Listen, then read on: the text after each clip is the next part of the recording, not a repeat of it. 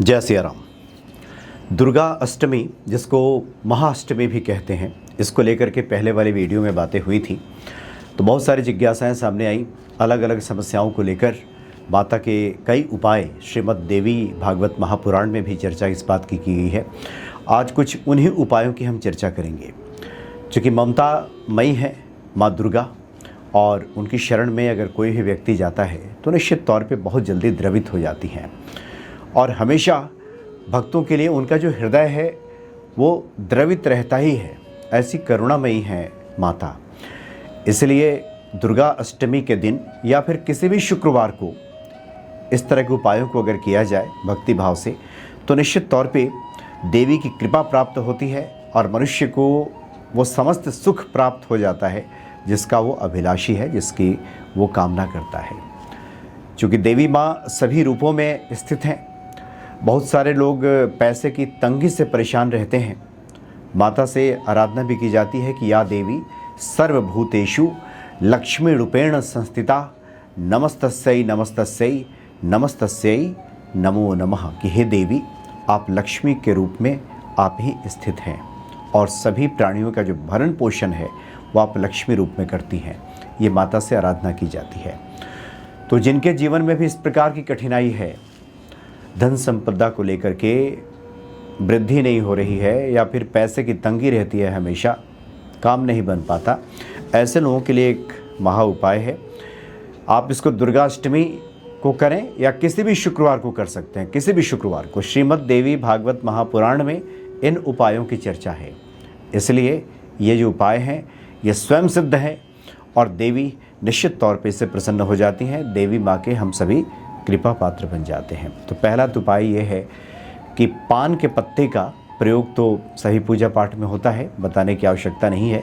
एक पान का पत्ता लेना है, उस पर केसर से और इत्र, केसर और इत्र मिलाकर के स्वास्तिक बनाना है। केसर में इत्र मिला करके स्वास्तिक बनाना है पान के पत्ते पे, और उसके बाद पान के पत्ते को लपेट करके उस पर जो कलावा है, लाल रंग का कलावा लपेट देना है और उस पर एक सुपारी रखना है। पुनः सुन लें, जो पान का पत्ता है उसका जो शुरू का डंठल है थोड़ा तोड़ दिया जाता है, डंठल तोड़ करके हल्का, और उस पर केसर और इत्र मिला करके स्वास्तिक बनाया जाता है। उस पर कलावा लपेट करके एक सुपारी रख करके और यही मंत्र बैठ करके माता के सामने, या देवी सर्वभूतेषु लक्ष्मी रूपेण संस्थिता नमस्तस्यै नमस्तस्यै नमस्तस्यै नमो नमः, इस मंत्र का एक माला कम से कम रुद्राक्ष की माला से या रक्त चंदन की माला से जप कर सकते हैं। माला नहीं है तो बैठ करके 10 मिनट जप कर लें। दुर्गा चालीसा अगर है तो वो पढ़ लीजिए।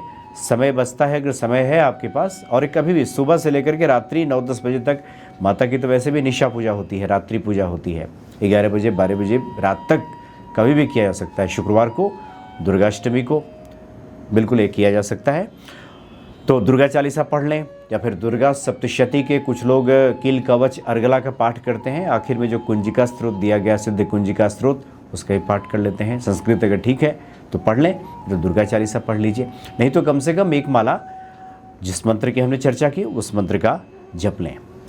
एक दूसरा उपाय है, इसकी भी चर्चा है श्रीमद् देवी भागवत पुराण में, इस बात की बातें आती हैं कि गाय का जो गोबर है उसका ही बहुत विशेष महत्व है। गाय के गोबर का उपला हो, इसको ध्यान रखना है। गाय के गोबर का उपला हो और उस पर पान रख दीजिए, पान का एक पत्ता, लौंग एक जोड़ा रख दीजिए, 2 लौंग, फिर कपूर और इलायची रख करके जो गाय के गोबर का उपला है उसको जला करके और फिर माता को धुनी दिखाई जाती है। धुनी दिखाई जाए पूजा के बाद। इससे भी जो बरकत होती है, पैसे की जो तंगी व्यक्ति के जीवन में रहती है, तो माँ दुर्गा महालक्ष्मी के स्वरूप में ऐसे भक्तों के घर में स्थित हो जाती हैं, स्थिर हो जाती, स्थिर लक्ष्मी की प्राप्ति होती है इन उपायों को किया जाए तो पैसे की तंगी को लेकर के माँ दुर्गा को प्रसन्न करने का ये बहुत ही कहें कि एक ऐसा उपाय है जो निश्चित तौर पे फल भक्तों को प्रदान करता ही करता है। प्रत्येक शुक्रवार को भी किया जा सकता है, समय मिले तो।